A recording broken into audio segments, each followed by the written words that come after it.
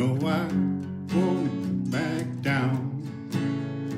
No, I won't back down. I am a student of strategic perception, studying how to best join inclusivity, compassion, speaking truth to power, and contemplating how best to get to the roots of institutional structural change.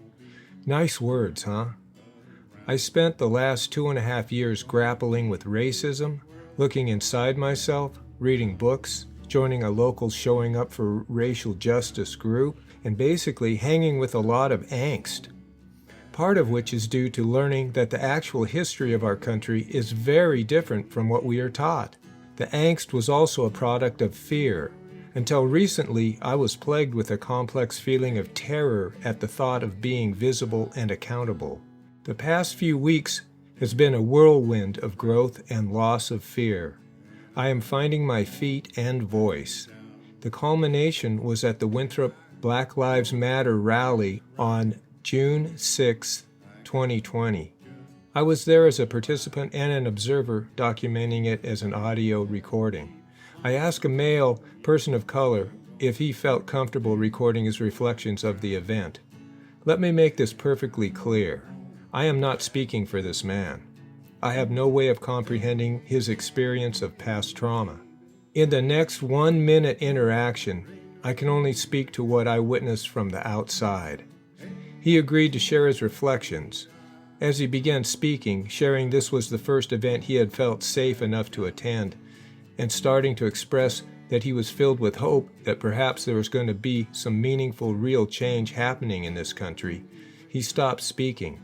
His eyes brimmed with tears, and at that moment, I felt an empathy of a deep pain and joy radiating from his being that suddenly made all the white people chanting Black Lives Matter fade into the background. What I witnessed in him was real.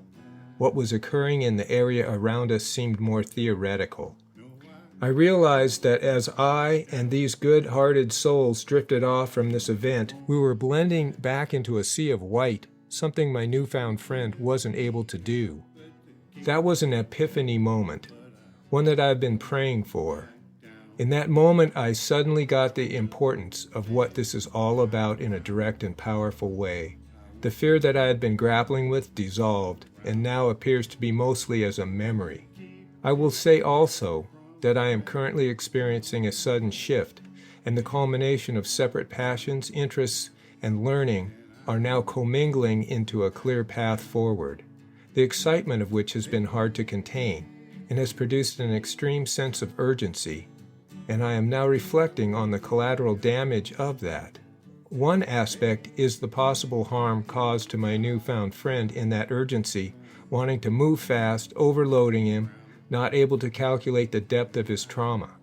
I have a clear realization that I will make mistakes, that they are to be expected, and not dwelled on, but rather considered as an opportunity for self-compassion and celebration that they are occurring due to taking action and getting involved, bringing all the theoretical knowledge I have been accumulating into practical application.